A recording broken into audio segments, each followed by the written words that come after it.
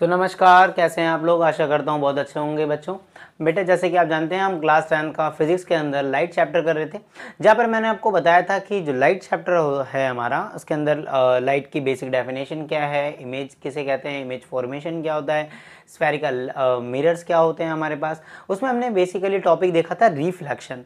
Reflection यानी कि जब हम किसी लाइट को किसी पॉलिश सरफेस पे मारते हैं और लाइट बाउंस बैक करके वापस आ जाती है, उसको हम रिफ्लेक्शन फिनोमिना कहते हैं। और उसके पीछे हमने बेसिकली 3 वीडियो डिस्कस करी थी, जहां पर हमने स्फेरिकल मिरर के लास्ट जो वीडियो उसमें बेसिकली हमने न्यूमेरिकल डिस्कस करे थे।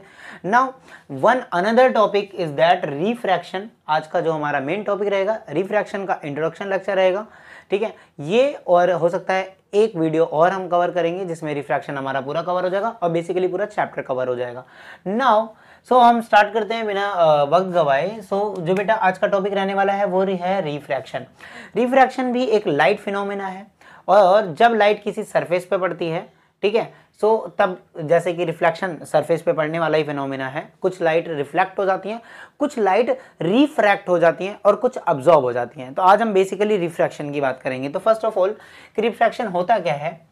Bending of light when it enter obliquely from one transparent medium to another.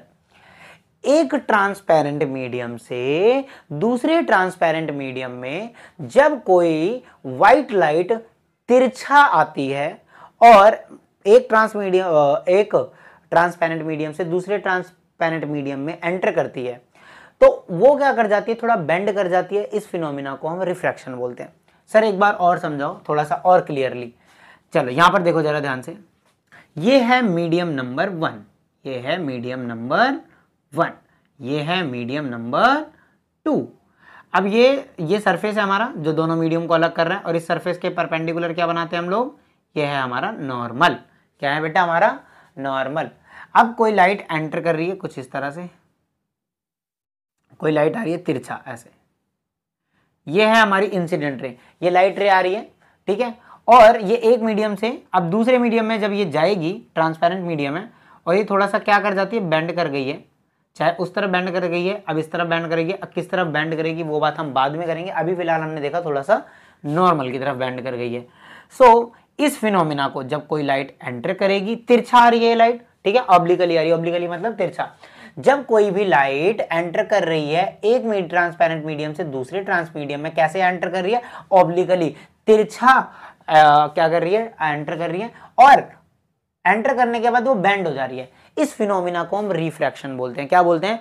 Refraction बोलते हैं। सर मुझे ना रिफ्रैक्शन एक बार और दोबारा बताओ। चलो दोबारा बताते हैं कि जब कोई लाइट की रे तिरछा आती है और आने के बाद एक मीडियम से दूसरे मीडियम में जब वो जाती है तो वो बेंड हो जाती है, और इसी बेंडिंग ऑफ लाइट को, ये जो फिनोमिना हुआ, जो लाइट आई तिरछा और बेंड हो गई, इसी फिनोमिना को, इसी प्रोसेस को रिफ्रैक्शन बोलते हैं। समझ आ गया क्या? अब मुझे लगता है आपको समझ आ गया होगा। अच्छा ध्यान देंगे, जो लाइट की स्पीड होती है बेटा वो मैक्सिमम कहाँ होती है? वैक्यूम में होती है, जो कि कितनी होती है? 3 × 10⁸ मीटर पर सेकंड, जो कि मैंने आपको स्टार्टिंग ऑफ वीडियो में ही बताया था। नाउ रिफ्रैक्शन होने का कारण क्या है? भाई ये जो बेंड हो गई लाइट, इसका क्या कारण है? इसका कारण होता है बेटा स्पीड में चेंज आना। किस में चेंज आना? स्पीड में चेंज आने के कारण। किसकी स्पीड में? लाइट की स्पीड में चेंज आता है, इस कारण से रिफ्रैक्शन होता है। सर एग्जांपल दो, समझ नहीं आ रहा यार। बेटा तुम समझो, मेरी बात समझो। मान लेते हैं ये वैक्यूम है। ये क्या है? वैक्यूम है, जहां से लाइट आ रही है वैक्यूम। वैक्यूम मतलब वहां पर कोई भी और मीडियम अवेलेबल नहीं है, बिल्कुल खाली स्पेस है, और वैक्यूम में लाइट की स्पीड मैक्सिमम है। तो यहाँ मैक्सिमम स्पीड से लाइट आ रही है मीडियम 1 में, और जो ये मीडियम 2 है, मान लेते हैं ये वाटर है। क्या है? वाटर। वाटर वैक्यूम से थोड़ा डेंसर है, थोड़ा सा क्या है? डेंसर है। डेंसर मतलब जिसमें डेंसिटी ज्यादा है, गाढ़ा मीडियम है।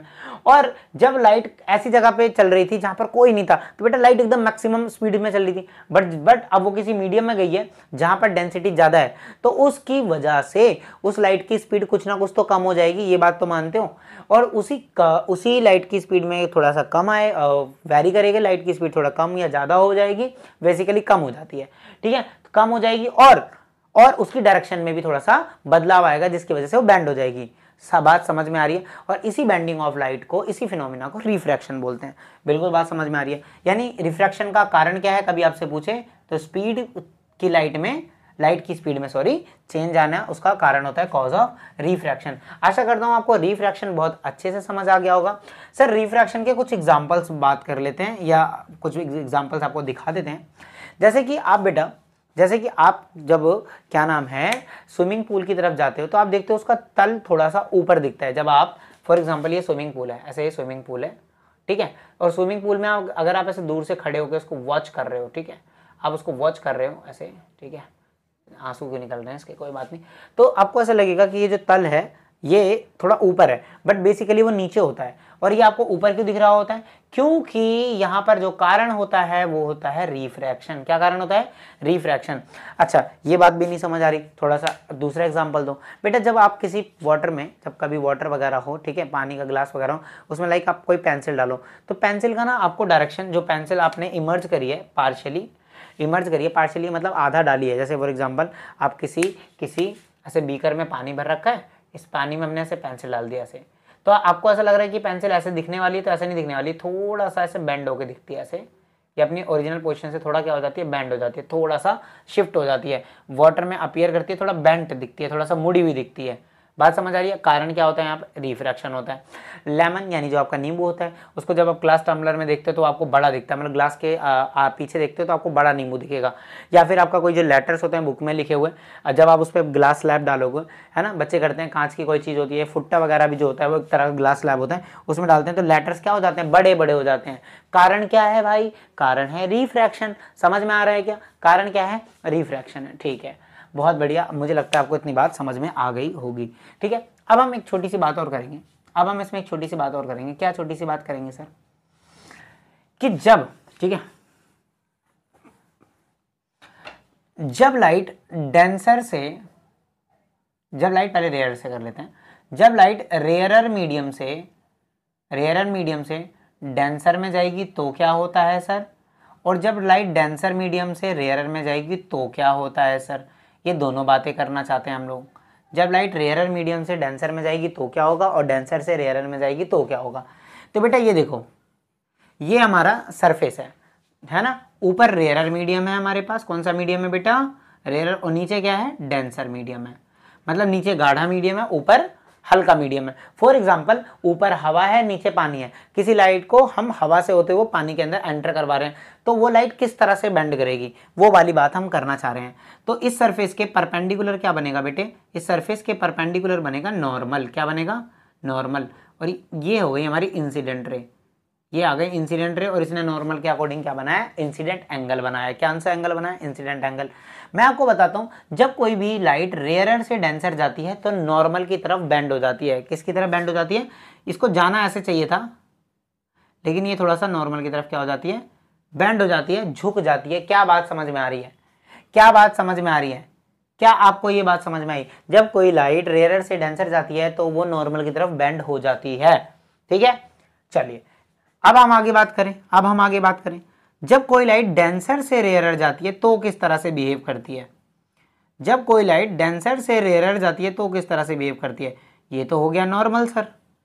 ठीक है, जब लाइट डेंसर से नॉर्मल रेयरर जाती है तो जाना उसको ऐसे चाहिए, बल्कि नॉर्मल से थोड़ा और दूर भाग जाती है।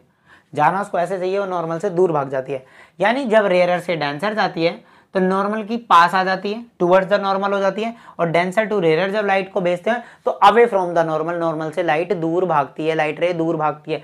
क्या ये दोनों बातें आपको समझ में आ गई? क्या ये जो मैंने दो बातें समझाई, ये बहुत इंपॉर्टेंट बातें बेटा, बहुत काम आएंगी। क्या ये दोनों बातें आपको समझ आ गई? ये है इंपॉर्टेंट बात। अगर आप इसको उतारना चाहते हो या स्क्रीनशॉट लेना चाहते हो इस चीज़ का तो उतार लीजिए। ठीक है, इसी बेस पे हम refraction through a glass slab पढ़ने वाले हैं, ठीक है। So can I rub it? क्या हम इसको मिटो दें? है ना, लिख लिया होगा ना। चलो आगे बात करें हम लोग। ये बात याद रखना वैसे, ठीक है, मैं मिटो वाले दे रहा हूँ, आप याद रखना, मुझे तो याद है माइंड में, आप भी माइंड में याद रखना तो आपको बहुत आसानी होगी। ठीक है, अब ये हमारे सिलेबस में है कि जब किसी ग्लास स्लैब में किसी लाइट को मारा जाता है और फाइनली वो बाहर निकलती है तो किस तरह से उसका पाथ वगैरह होता है और उसमें लेटरल डिस्प्लेसमेंट क्या होता है, ये बात हम करने वाले हैं। ठीक है, आप जैसे कि दिख रहे हो ये ग्लास है, ग्लास स्लैब है, तो बेटा ये है, तो ये तो हमारा ग्लास है, ग्लास स्लैब। ऊपर एयर है नीचे एयर है, ऊपर एयर है नीचे एयर है भाई साहब, ऊपर है एयर नीचे भी है एयर, ठीक है। यानी ऊपर रेयरर मीडियम है, ग्लास स्लैब एक डेंसर मीडियम है, और फिर से एयर एक रेयरर मीडियम है। बात समझ में आ रही है? बहुत बढ़िया बहुत बढ़िया। अब कोई इंसिडेंट रे, एक मिनट, ज़्यादा टेढ़ा नहीं करेंगे भाई साहब। ये हमारे पास एक इंसिडेंट रे आई, ठीक है। ये हमारी कौन सी रे है? इंसिडेंट रे है। कौन सी रे है? इंसिडेंट रे है। और ये परपेंडिकुलर क्या बना रहे हैं बेटा हम सरफेस के?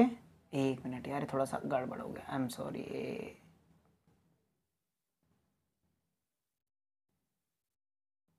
अब ठीक बन रहा है शायद, ठीक है ठीक है। ये है हमारे पास नॉर्मल, n1 ले लिया, नॉर्मल 1, ठीक है। ये परपेंडिकुलर क्या बना हमारे पास? नॉर्मल बन गया ये। और ये जो एंगल बना है हमारे पास, ये हमारा कौन सा एंगल है? इंसिडेंट एंगल है। क्या है? इंसिडेंट एंगल है। तो इसको इंसिडेंट 1 लिख रहा हूं मैं, इंसिडेंट 1 लिख रहा हूं, ठीक है। कोई दिक्कत तो नहीं है? कंफ्यूज तो नहीं हो रहे? बिल्कुल कंफ्यूज नहीं हो रहे सर। अब देखो ये लाइट क्या जा रही है? ये लाइट रेयरर से डेंसर जा रही है। कहां जा रही है? रेयरर से डेंसर जा रही है। अब इस लाइट को जाना कैसे चाहिए? ऐसे जाना चाहिए। जाना ऐसे चाहिए कि नहीं? बिल्कुल सही बात है। बट ये थोड़ा सा क्या कर जाती है? थोड़ा सा बेटा ये बेंड कर जाती है। आपको पता है कोई चीज़ रेयर से डेंसर जाएगी तो क्या कर जाएगी? ऐसे ये बेंड कर गई। कंफ्यूज तो नहीं हो रहे? कंफ्यूज तो नहीं हो रहे बेटा? ये देखो देखो, और यहाँ पर एंगल क्या बनेगा? यहाँ पर ये जो एंगल बनेगा ये बनेगा R1। क्या बनेगा? R1। यहाँ लिख दूंगा, थोड़ा सा बहुत छोटा दिख रहा होगा, यहाँ लिख दूंगा, एक मिनट। ये जो एंगल बना है ये है हमारे पास R1, ठीक है। क्लियर है क्या? यहाँ पर जो एंगल बना है वो क्या है? R1 एंगल है, ठीक है। कंफ्यूज तो नहीं हो रहे बेटा? बहुत बढ़िया। देखो ये रेयरर से डेंसर में जा रहे थे, ये लाइन को जाना चाहिए था ऐसे, बट ये चली गई ऐसे, ये ऐसे चली गई है, ठीक है, थोड़ा सा मुड़ गई है। अच्छा, अब यहाँ पर ये क्या है बेटे? ये हमारे पास, ये फिर से देखो यहाँ पर कौन सा फिनोमिना हो रहा है? रिफ्रैक्शन फॉर्मूला फिनोमिना हो रहा है। ये एंगल क्या बनेगा? ये हमारा इंसिडेंट 2। अब इसको देखो, ये एक लाइट है, कहां से कहां जा रही है? डेंसर से रेयरर। कहां से कहां जा रही है? डेंसर से रेयरर। अब इसको जाना तो चाहिए, इसको जाना तो चाहिए ऐसे, बट ये थोड़ा सा नॉर्मल से दूर भागेगी, बट ये थोड़ा नॉर्मल से दूर भागेगी। क्यों दूर भागेगी? क्योंकि डेंसर से रेयरर, जब कोई चीज डेंसर से रेयरर जाती है तो नॉर्मल से लाइट दूर भागती है, ठीक है, अवे फ्रॉम द नॉर्मल। ये बात समझ में आती है क्या? और यहां पर ये जो एंगल बनाएगी, यहां पर ये जो एंगल बनाएगी, इस एंगल को हम बोलेंगे ई। ई क्या होता है भाई साहब? ई क्या होता है? ई होता है इमर्जेंट एंगल। कौन सा होता है? चलो मैं लिखता हूं। I1 जो है वो है इंसिडेंट एंगल, इंसिडेंट एंगल है। I2 जो है वो भी इंसिडेंट एंगल बना रहा है, वो भी इंसिडेंट एंगल बना रहा है, बट कौन से केस के लिए? डेंसर टू रेयरर केस के लिए। वो कौन से केस के लिए? डेंसर टू रेयरर केस के लिए। I1 जो इंसिडेंट एंगल बना रहा है वो रेयरर टू डेंसर के लिए बना रहा है, पहले वाले के लिए। बात समझ में आ रही है क्या? बात समझ में आ रही है क्या? R1 क्या है बेटा? R1 क्या है? R1 है रिफ्रैक्टेड एंगल। क्या है? रिफ्रैक्टेड एंगल है। कौन से केस के लिए? रेयरर टू डेंसर वाले केस के लिए। और जो E है, E जो है वो भी रिफ्रैक्टेड एंगल ही है, लेकिन लेकिन लेकिन लेकिन लेकिन बात ध्यान से समझेंगे, इसको हम इमर्जेंट एंगल बोलते हैं। ऐसा क्यों बोलते हैं ये बात भी हम समझते हैं। इसको हम बोलते हैं इमर्जेंट एंगल। ये एक तरह से किसके लिए है? डेंसर टू रेयरर वाले के लिए है। कंफ्यूज तो नहीं हो रहे? मैं अब इसको समराइज कर देता हूं, आपका कंफ्यूजन दूर हो जाएगा। दोबारा से समझते हैं हम कर क्या रहे हैं। हमारे पास एक ग्लास स्लैब है, उसमें हम इंसिडेंट रे यानी लाइट को पास करवा रहे हैं। ओवरऑल लाइट का पाथ क्या होगा और फाइनली वो लाइट किस तरह से निकल जाएगी, ये हम लोग इसके डायग्राम के थ्रू देख रहे हैं। So first of all light आई, जो लाइट आ रही है उसको इंसिडेंट रे कहते हैं। ये लाइट रेयरर से डेंसर में गई, तो इसको जाना ऐसे चाहिए था, बट ये गई ऐसे क्योंकि थोड़ा मुड़ गई, क्योंकि रेयरर टू डेंसर में लाइट क्या हो जाती है? बैंड हो जाती है। क्लियर है यहाँ तक? यहाँ पर इसने एंगल बनाया इंसिडेंट, यहाँ पर एंगल बनाया रिफ्रैक्टेड। कंफ्यूजन तो नहीं है? ठीक है। उसके बाद ये लाइट ऐसे जा रही है, अब यहाँ पर फिर से रिफ्रैक्शन होगा क्योंकि अब लाइट डेंसर टू रेयरर जा रही है। तो ये जो एंगल बनाया ये हमने इंसिडेंट एंगल माना फॉर डेंसर टू रेयरर के लिए। और ये जो एंगल है जो फाइनली बाहर निकल रहा है, फाइनली यानी एक बार रिफ्रैक्शन, जब सेकंड बार रिफ्रैक्शन होता है ना, तो जो फाइनल एंगल बनता है उसको रिफ्रैक्टेड, सेकंड रिफ्रैक्टेड एंगल ना करके इसको इमर्जेंट एंगल बोलते हैं। और ये जो फाइनली रे निकलती है, इस रे को हम बोलते हैं इमर्जेंट रे क्या बोलते हैं बेटा, इमर्जेंट रे। और ध्यान से देखो, ओवरऑल अगर ये ग्लास होता ही नहीं, अगर ओवरऑल ये ग्लास होता ही नहीं तो लाइट ऐसे आ रही थी, ऐसे कैसे निकल जाती, ऐसे ये जो डॉटेड लाइन है ऐसे कैसे निकल जाती, लेकिन लाइट इतना बैंड होके जा रही है। ओवरऑल लाइट को जाना यहाँ से चाहिए था, लेकिन फाइनली लाइट कहाँ से जा रही है, यहाँ से। ये दोनों पैरेलल हैं, देख सकते हो आप। और यहाँ पर ये जो डिस्टेंस आ गया, ये जो डिस्टेंस आ गया, ये जो डिस्टेंस आया, इसी डिस्टेंस डी डिस्टेंस को हम क्या बोल रहे हैं, लेटरल डिस्प्लेसमेंट। क्या बोल रहे हैं बेटा, लेटरल डिस्प्लेसमेंट बोल रहे हैं। क्लियर है क्या बेटा, क्लियर है क्या बेटा, इसको हम बोले लेटरल डिस्प्लेसमेंट। लेटरल डिस्प्लेसमेंट क्या बताता है अपने को, लेटरल डिस्प्लेसमेंट ये बताता है कि भाई लाइट को इतना जा रहा था, ये इस तरह जाना था, लेकिन फाइनली लाइट इतना डिस्टेंस, इतना डी डिस्टेंस दूर होके जा रही है। कितना डिस्टेंस, देखो डी डिस्टेंस दूर होके जा रही है ना, लाइट को यहां से जाना था लेकिन डी डिस्टेंस दूर, और वही जो डी डिस्टेंस ये बता रहा है कितना दूर होके जा रही है लाइट, और जाना कहां से चाहिए था, उसी डी डिस्टेंस को लेटरल डिस्प्लेसमेंट बोलते हैं। आशा करता हूं आपको बातें समझ आ गई होंगी। ठीक है, आपको कुछ नहीं करना। सर इसमें से क्या पूछा जा सकता है, क्या आ सकता है, किस तरह से क्वेश्चन पूछेगा, मैं क्या समझूं उसमें, आप इसका पाथ समझो किस तरह से हुआ, जो कि आपको आशा करता हूं समझ आया होगा। दूसरा, आप यहां पर ये समझो, लेटरल डिस्प्लेसमेंट का कंसेप्ट समझो। ठीक है, आपसे यही पूछ सकता है। अदरवाइज आपसे रिफ्रैक्शन बनाने के लिए बोल देगा ग्लास लैब में, अगर आ जाएगा तो आप ये डायग्राम बना देना। क्लियर है क्या। अच्छा, लेटरल डिस्प्लेसमेंट किस पे डिपेंड करता है, रिफ्रैक्टिव इंडेक्स पे डिपेंड करता है ग्लास स्लैब के, और थिकनेस कितना मोटा है ग्लास स्लैब उस पे डिपेंड करता है, कितना थिक है कितना मोटा है उस पे डिपेंड करता है, और एक रिफ्रैक्टिव इंडेक्स पे डिपेंड करता है। अब सवाल यह है कि सर रिफ्रैक्टिव इंडेक्स क्या है, तो भाई रिफ्रैक्टिव इंडेक्स समझने के लिए हम अगले मतलब अभी इतना उतार लो आप, सो देन मैं अभी 2 मिनट में रिफ्रैक्टिव इंडेक्स पे चल रहा हूँ। लॉज ऑफ रिफ्रैक्शन में मैं आपको रिफ्रैक्टिव इंडेक्स समझाता हूँ। क्या यहाँ तक बात सारी बातें क्लियर है। सो पहले आप इसको उतार लीजिए, फिर हम आगे बढ़ते हैं। सो बेटा नेक्स्ट हम लॉ ऑफ रिफ्रैक्शन पे आ जाते हैं। ठीक है, कि जैसे हमने रिफ्लेक्शन के लॉ पढ़े थे, 2 थे, वैसे रिफ्रैक्शन के भी लॉ पढ़ेंगे। 2 नियम है बड़े सरल से। ठीक है, इसको थोड़ा सा फटाफट से कवर अप करते हैं। नाउ क्या कहता है, पहले तो मैं रिफ्रैक्शन का एक डायग्राम बना लेता हूँ। मान लेते हैं कोई चीज़ हमारी रेयर से डेंसर आ रही है। आप डेंसर टू रेयर का भी बनाओगे तो मुझे कोई दिक्कत नहीं है। ये क्या है हमारे पास, यह है नॉर्मल, ये क्या है इंसिडेंट रे, एंगल कौन सा बना, इंसिडेंट एंगल।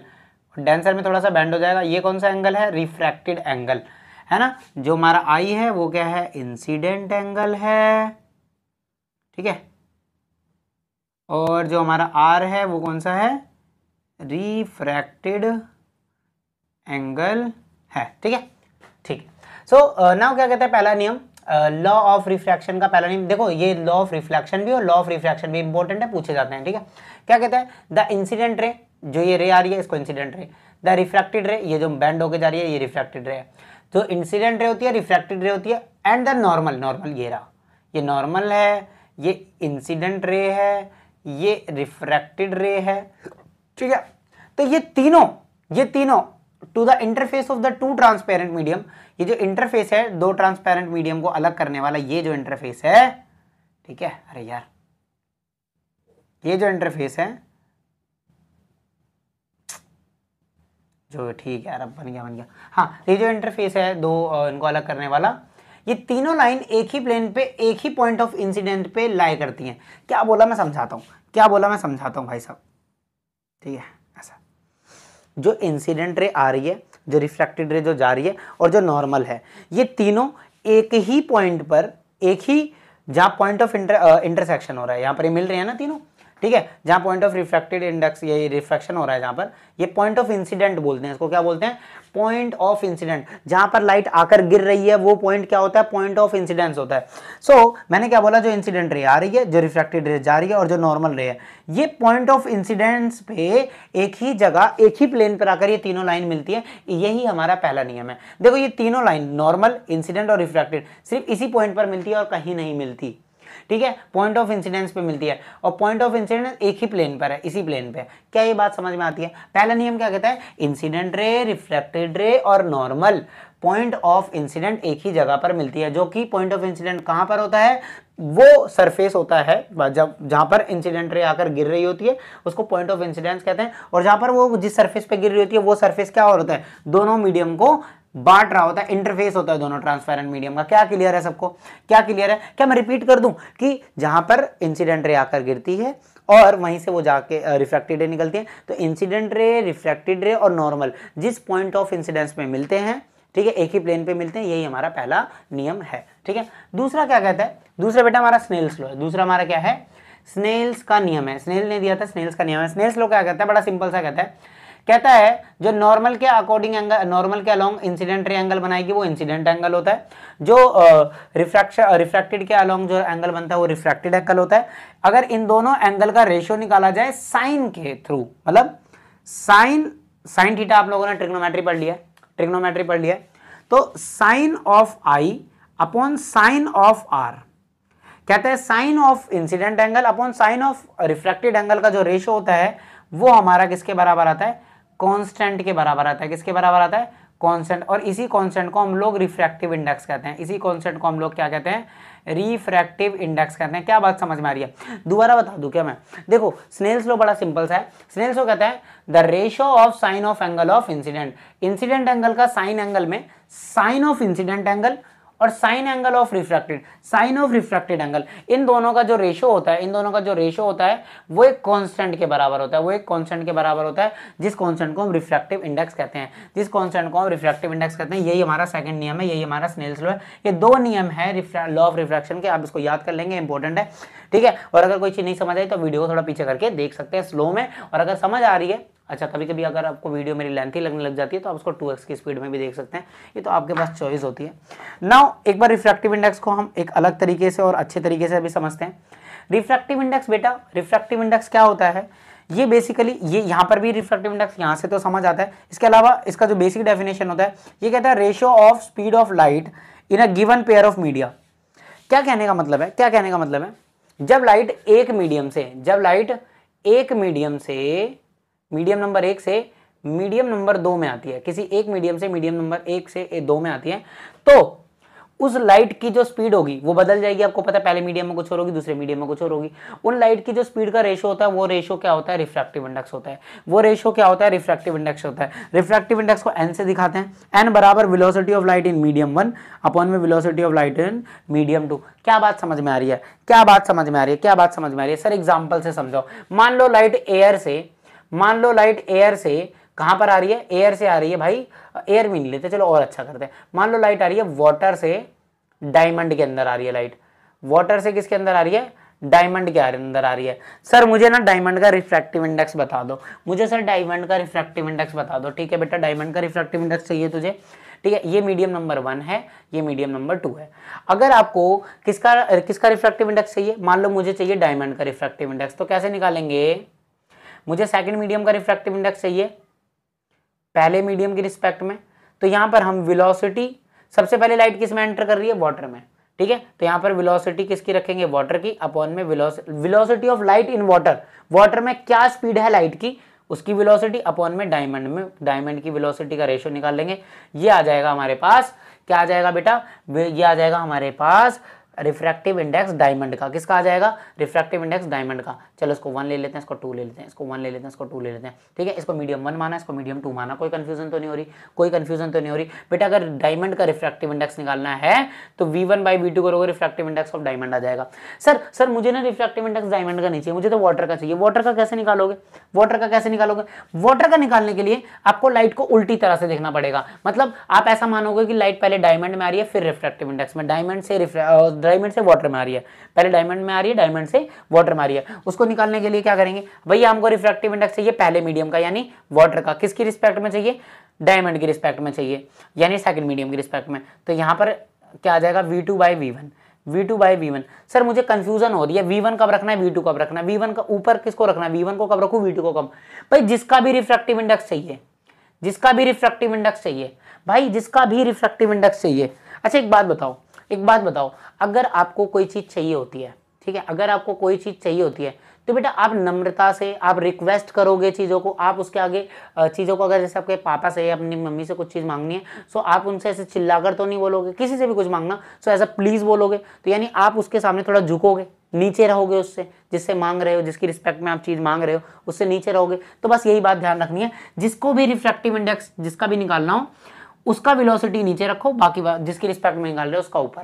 जिसका रिफ्रैक्टिव इंडेक्स निकालना है आपको, वेलोसिटी नीचे किसकी रखो, उसी की रखो, नीचे उसकी वेलोसिटी रखो जिसका रिफ्रैक्टिव इंडेक्स निकालना है। ये बात अगर तुम ध्यान रख सकते हो, ये ट्रिक की तरह याद कर सकते हो, ट्रिक की तरह याद कर सकते हो कि भैया जिसका रिफ्रैक्टिव इंडेक्स चाहिए उसकी वेलोसिटी नीचे रहेगी, बस इतना याद रखो। और अगर आपको ये कंफ्यूजन हो रही है, अगर अभी आपको ये कंफ्यूजन हो रही है तो आप इसको याद रखो ना यार, आपको इसको याद रखो, ठीक है। फिर भी वरना आप या तो एक बार वीडियो को दोबारा पीछे करके दोबारा देखो, थोड़ा थोड़ा समझ आ जाएगा। अच्छा एक बात यहाँ से समझ आती है, एक बात यहाँ समझ आती है, ये बात भी समझ आती है कि अगर रिफ्रैक्टिव इंडेक्स आपको पहले का रिफ्रैक्टिव इंडेक्स और दूसरे के रिफ्रैक्टिव इंडेक्स में क्या रिलेशन है, ये रिलेशन है भाई, इसका v1 बाई वी2 है, इसका v2 बाई v1 है। अगर दोनों को हम डिवाइड कर दें, अगर हम दोनों को डिवाइड कर दें तो हमारे पास जो निकल कर आएगा n12 बराबर आएगा n बाय 1/n21, मतलब इसका रिफ्रैक्टिव इंडेक्स इसके रिफ्रैक्टिव इंडेक्स के इनवर्सली होगा, इसका रिफ्रैक्टिव इंडेक्स इसके रिफ्रैक्टिव इंडेक्स के इनवर्सली होगा। ये तीन एक तरह से फॉर्मूले बन गए, ये भी एक तरह से तीन फॉर्मूले बन गए, ठीक है। क्या इतनी बात समझ में आ रही है, क्या इतनी बात समझ में आ रही है? सर कैसे याद होगा ये सारा, कैसे याद होगा, मुझे तो याद ही नहीं हो रहा। तो बेटा कोई बात नहीं ना, अभी आज जो हमारे लेक्चर में आए हो, आज आप कंसेप्ट पे ध्यान दो, कंसेप्ट पे ध्यान दो, धीरे धीरे चीज़ों को समझो। उसके बाद मैं नेक्स्ट जो लेक्चर लाऊंगा वो लेंसेज पे लाऊंगा, ठीक है। उस पर एक दो न्यूमेरिकल अगर हो पाएगा तो करेंगे। फिर उसके बाद मैं एक पूरा लेक्चर लाऊंगा रिफ्रैक्शन के न्यूमेरिकल्स पे, उसमें रिफ्रैक्टिव इंडेक्स के न्यूमेरिकल होंगे, लेंसेज के ऊपर न्यूमेरिकल होंगे। बेसिकली वो थोड़ा बड़ा लेक्चर रखेंगे, उसमें हर तरह का न्यूमेरिकल डालेंगे। और जब हम न्यूमेरिकल करते हैं ना तो हर तरह का फॉर्मूला रिकॉल हो जाता है, और मैं कह रहा हूँ तब आपको ये जो डाउट है छोटे छोटे क्लियर हो जाएंगे। फिलहाल अभी आप कंसेप्ट बनाओ, फिलहाल अभी उतारने पर ध्यान दो। आप इसमें से कुछ उतारना चाहते हो तो प्लीज मेक श्योर एक बार उतार लो, स्क्रीन शॉट ले लो, ठीक है। नाउ क्या मैं इसको मिटो दूं, क्या मैं इसको मिटो दूं, ठीक है। चलो बहुत बढ़िया बात है, बहुत बढ़िया बात है। नाउ आगे बढ़ते हैं। एब्सोल्यूट रिफ्रैक्टिव इंडेक्स किसे कहते हैं? सर ये नया टर्म आ गया, अब देखो मुझे एक और नई चीज पढ़नी पड़ेगी। नहीं बेटा ऐसा कुछ नहीं है यार, refractive index absolute refractive index लगभग सेम ही है, एक ही चीज है। बस इसमें क्या होता है, जब कोई भी लाइट रे वैक्यूम से या एयर से किसी मीडियम में जाती है, मान लो एयर से कोई चीज वाटर में जा रही है, या फिर एयर से कोई चीज डायमंड में जा रही है, या एयर से कोई चीज किसी भी अलग मीडियम में जा रही है, उस दौरान यानी एक चीज तो आपने फिक्स कर दी ना, एयर से जा रही है, एयर या वैक्यूम को आपने फिक्स कर दिया, उस समय यानी वेलोसिटी ऑफ लाइट मीडियम 1 क्या बन जाएगा, मीडियम 1 हमारा एयर बन जाएगा या वैक्यूम बन जाएगा। और एयर और वैक्यूम में जो लाइट की स्पीड होती है उसको किससे दिखाते हैं, सी से दिखाते हैं। सी की वैल्यू कितनी होती है मेरे भाई, इतनी होती है 3 × 10 मीटर पर सेकंड। बस ये जो v1 है, यानी ये जो n बराबर आपने v1 बाय v2 है ना, जब उसको हम v1 को फिक्स कर देते हैं, v1 को हम फिक्स कर देते हैं किसके बराबर, c के बराबर, तो ये c बाय v हो जाता है, c बाय v। इस समय जो रिफ्रैक्टिव इंडेक्स आता है, मतलब जब आप किसी भी चीज का रिफ्रैक्टिव इंडेक्स निकालते हैं, जब आप किसी भी चीज का रिफ्रैक्टिव इंडेक्स निकालते हैं विद रिस्पेक्ट टू एयर या विद रिस्पेक्ट टू वैक्यूम, तो उस रिफ्रैक्टिव इंडेक्स को एब्सोल्यूट रिफ्रैक्टिव इंडेक्स कहते हैं, ठीक है। Refractive index of a medium with respect to vacuum और air is called absolute refractive index. क्या बात समझ आ गई? बड़ा सिंपल सा, बाकी कोई दिक्कत नहीं है, फॉर्मूला सेम ही है यार, अगर तुम इसको याद नहीं भी करते तो कोई दिक्कत नहीं है। आप इसको याद रखो, बस इसको याद रखो, लेकिन इसकी डेफिनेशन जरूर याद रखना, इसकी डेफिनेशन जरूर याद रखना, ठीक है। आ जाओ एक क्वेश्चन करा देता हूँ और आज के लेक्चर को खत्म करता हूँ, ठीक है। एक क्वेश्चन करा देता हूँ उस पर, कह रहा है light enters from air to glass having a refractive index, ठीक है। क्या बोल रहा है मेरे भाई, एक लाइट है, कहाँ से कहाँ एंटर कर रही है, एयर से ग्लास में एंटर कर रही है, ठीक है। और ग्लास का रिफ्रैक्टिव इंडेक्स दे रखा है, यानी गिवन क्या है हमें भाई साहब, गिवन क्या है, रिफ्रैक्टिव इंडेक्स ऑफ ग्लास। किसका रिफ्रैक्टिव इंडेक्स हमें गिवन है, ग्लास का कितना है 1.50, चलो ऐसे लिख लेते हैं, एन गिवन है हमें 1.50, ठीक है। अच्छा रिफ्रैक्टिव इंडेक्स की कोई यूनिट नहीं होती, रिफ्रैक्टिव इंडेक्स की कोई यूनिट नहीं होती। What is speed of light in the glass, आपसे क्या पूछ रहा है, आपसे पूछ रहा है speed of light in glass पूछ रहा है। बहुत बढ़िया, बहुत बढ़िया। और चीज आ कहां से रही है भाई, एयर से आ रही है, एयर से आ रही है, तो हमें हमको रिफ्रैक्टिव इंडेक्स का फॉर्मूला आता है v1 बाय v2 होता है, ठीक है। चलो इसको ऐसे लिखते हैं, रिफ्रैक्टिव इंडेक्स बराबर में भाई जिसका रिफ्रैक्टिव इंडेक्स, किसका रिफ्रैक्टिव इंडेक्स दे रखा है, ग्लास का। किसका रिफ्रैक्टिव इंडेक्स दे रखा है, ग्लास का। तो नीचे वेलोसिटी किसकी आएगी, velocity of light in glass. भाई मैंने अभी बताया था, जिसका रिफ्रैक्टिव इंडेक्स निकालना होता है, जिसका रिफ्रैक्टिव इंडेक्स दिया होता है उसकी वेलोसिटी नीचे आती है, और ऊपर किसकी वेलोसिटी आएगी, दूसरे वाले की। दूसरा कौन है, एयर है, तो velocity of light in air, यही है क्या। चलो बहुत बढ़िया बात। एन की वैल्यू शायद हमें दे रखी है 1.50 बराबर। Velocity of light in air, air में वेलोसिटी है, वैक्यूम में वेलोसिटी की स्पीड हमें गिवन, वैसे क्वेश्चन में भी मेंशन है, वैसे हमें याद भी होती है, 3 × में 10⁸ मीटर पर सेकंड होती है। और हमें ग्लास में तो चाहिए ये, हमको ये v तो चाहिए, हमको पता ही नहीं, यही तो v है, हमको नहीं चाहिए, हम उसको v मान लिए, ठीक। Velocity of light in glass हमको नहीं पता, ये इधर डिवाइड हो रहा है, उधर जाके मल्टीप्लाई आ जाएगा तो ये नीचे आ जाएगा, तो v बराबर कितना आ जाएगा 3 × में 10⁸ अपॉन में 1.5। अच्छा 50 तो 5 के बाद 0 लिखने की जरूरत नहीं है, चलो 5 लिख लेते हैं, क्योंकि आपको पता है पॉइंट के बाद 0 की वैल्यू नहीं होती। यहाँ से पॉइंट हटेगा तो यहाँ पर क्या आ जाएगा, यहाँ पर एक आ जाएगा, पॉइंट हटेगा ऊपर एक 0 चला जाएगा, पॉइंट हटा 0 चला गया, 30 हो गया, 15 × 15, 15 दूनी 30, 2 × में 10⁸ मीटर पर सेकंड। ये आ गई वेलोसिटी किसकी, वेलोसिटी आ गई किसकी, या स्पीड आ गई किसकी, ग्लास के अंदर लाइट की स्पीड आ गई। समझ आया क्या, क्या समझ आया क्या बेटा, है ना। ये आपको क्वेश्चन दे रखा है, ठीक, ये आपका आंसर हो गया, आई एम सॉरी, क्लियर है क्या बेटा। सो हम लोगों ने आज रिफ्रैक्शन क्या होता है, रिफ्रैक्शन के बेसिक टर्म्स क्या होते हैं, रिफ्रैक्टिव इंडेक्स क्या होता है, लॉ ऑफ रिफ्रैक्शन क्या होता है, ये सब हमने देख लिया। सो आज के लिए इतना ही।